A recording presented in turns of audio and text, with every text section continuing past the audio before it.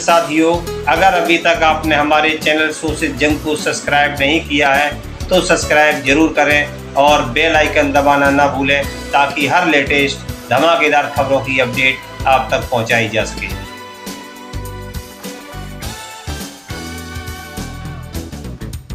अजय जी, इस बजट को देखने के पश्चात मुझे ऐसा लगता था केंद्र सरकार का जो अपना वित्तीय बजट है दिल्ली सरकार को लेकर के, उस बजट के केंद्रीय बजट कुछ बढ़ा करके देगा। यानी कि हम देखते थे 2023 तक में केंद्र सरकार ने दिल्ली सरकार को मात्र 325 या 330 करोड़ रुपया दिया था, जबकि वो प्राप्त करते थे हजारों करोड़ रुपया। मुझे लगता था रेखा जी की सरकार बनी है तो केंद्र सरकार इस पर ज्यादा मेहरबानी करेगी, ज्यादा मेहरबानी हुई नहीं।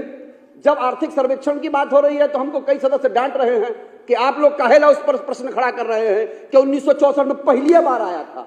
तो 1964 में पहली बार आया तो पहली बार तो हम आजाद हुए, तो उसके बाद पहली बार तो पहले आएगा, नहीं आया था तो इसलिए तो कह रहे हैं अब आना चाहिए, क्योंकि समय काल परिस्थिति बदल गया है। 20 साल पहले आप मोबाइल लैपटॉप यूज नहीं करते थे, अब मोबाइल लैपटॉप यूज करते थे। काहे यूज करते हैं? मत करिए, वैसे ही बनाइए। तो समय काल परिस्थिति जब बदलती है तो बजट का दृष्टिकोण भी बदलता है।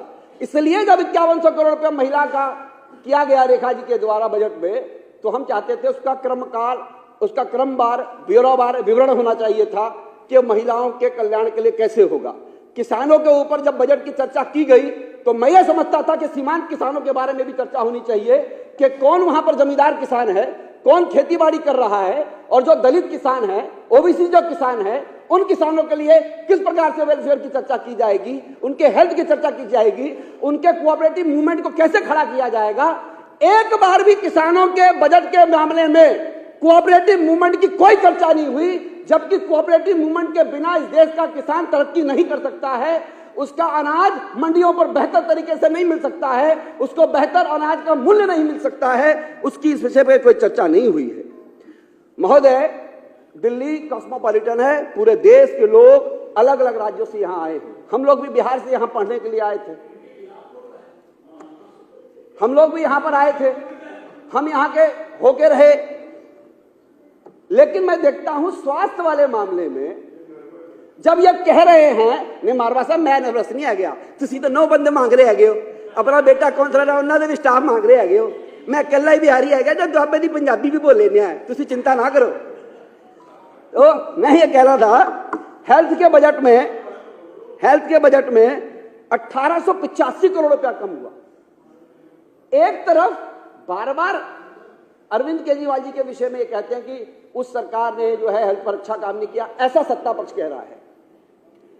तो महोदय, डॉक्टरों की कमी है, नर्सेज की कमी है, उनको भरना है, उनको फिलअप करना है, आईसीयू के बेड्स बढ़ाने हैं, इंफ्रास्ट्रक्चर खड़ा करना है। अगर अस्पतालों का स्वास्थ्य का बजट कम कर दिया जाएगा तो हेल्थ सेक्टर कैसे डेवलप करेगा, नए अस्पताल कैसे बनेंगे, जो डीडीए अलॉटेड की है जमीन उसके बारे में चर्चा कैसे होगी। अध्यक्ष जी, एक विषय पर बार बार चर्चा हो रही है कि यमुना बहुत गंदी हो गई है, बहुत मैली है, मैली कर दी गई है। यहां सबसे गंदा पानी था हरियाणा में, जहां से यमुना बह रही है वहां तो बिस्लेरी का पानी था यमुना में। जहां पर सरकार थी 15 साल से मनोहर लाल खट्टर जी की, वहां बिस्लेरी का पानी बहता था, दिल्ली आता ही वो कन्वर्ट हो जाता गंदा पानी में, और यूपी में जाता ही फिर उसका ऑक्सीजन लेवल बढ़ जाता था। खाली दिल्ली में गंदा रहता था। जहां उत्तर प्रदेश में सरकार जिनकी थी, मैं नाम नहीं लूंगा, हरियाणा में सरकार किसकी थी वो आप जानते हैं, वो जानते हैं। वहां पर भी यह चर्चा होगी सदन के अंदर कि यमुना जहां से बहती थी वहां का ऑक्सीजन लेवल कैसा था।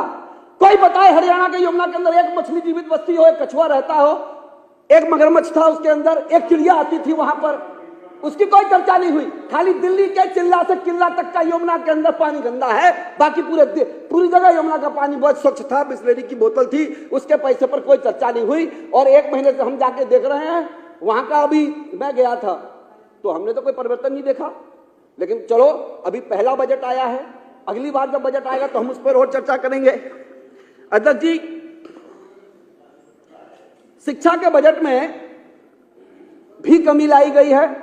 कमलों की जो चर्चा हुई, नए स्कूल, नए इंफ्रास्ट्रक्चर, मैं देखता था कि बच्चों के अंदर कॉन्फिडेंस आया था पिछली 10 वर्षों के अंदर, ऐसा मैं समझता हूं। ऐसा नहीं कि मैं यहां आ गया हूं तो एकदम में मेरा हृदय परिवर्तन हो गया, लेकिन मैं देखता हूं भोजन के मामले में, कपड़ों के मामलों में, बच्चों के जूते के मामले में, उनके पीडीसी कैंप लगते थे, पर्सनालिटी डेवलपमेंट कैंप जो हम कभी सुना करते थे, वो यहां पर हुए। बच्चे आईआईटी पर जाने की हिम्मत रखने लगे, यूपीएससी के एग्जाम कैसे दे, साइंस की एग्जीबिशन कैसे लगाएं, कैसे उनकी यात्राएं कराएं। मेरा यह मानना होता था और सरकार का यह मानना होता था 1000 किताबें पढ़ने से कहीं ज्यादा बेहतर है बच्चों को 1000 किलोमीटर या 500 किलोमीटर या 100 किलोमीटर दुनिया को देख लेना। इस सरकार ने वो किया, बच्चों को दुनिया को दिखाने का मौका दिया। गरीब बच्चे भी देखते थे कि कैसे हम लोग अच्छे और बेहतर कॉलेजेस के अंदर जाएं, वहां पर शिक्षा लें। आप आंकड़ा देखिएगा 20 साल पहले का कि जो बच्चे पहली क्लास में पढ़ना जाता था वो हायर एजुकेशन प्राप्त नहीं कर पाता था, ऐसा आंकड़ा 63% था। उस आंकड़े को समाप्त किया शिक्षा के मामले में। और अध्यक्ष जी, साफ सफाई का जहां तक मामला है, 15 गड्ढे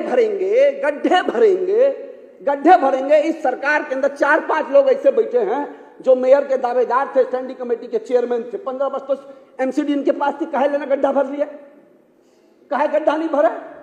15 वर्ष तो अध्यक्ष जी आप भी रहे, आप भी एमसीडी के बड़े नेता रहे, एमसीडी का आदमी काम नहीं कर रहा था। और अब तो अब बार-बार ये कह रहे हैं डबल इंजन की सरकार है, डबल इंजन। अध्यक्ष जी डबल इंजन, अब तो 6 इंजन की सरकार हो गई है। दिल्ली सरकार इनकी है, डीडीए की सरकार इनकी है, 2 इंजन। अब एमसीडी भी सोच रहे हैं कब्जा करेंगे तो 3 इंजन, एनडीएमसी हो जाएगी तो 4 इंजन, दिल्ली छावनी बोर्ड हो जाएगा तो 5 इंजन, दिल्ली पुलिस हो जाएगी तो 6 इंजन। तो 6 इंजन की सरकार इनकी है। अब गड्ढा आप भरेंगे, पहले भी एमसीडी इनके पास थे, कहा लगा गड्ढा भर लिए थे। इस सारे बजट पर वर्गीकरण होना चाहिए, स्पष्टीकरण होना चाहिए और अकाल में उत्सव नहीं मनाना चाहिए। ऐसी जनकल्याणकारी सरकार को ऐसा काम करना चाहिए। धन्यवाद।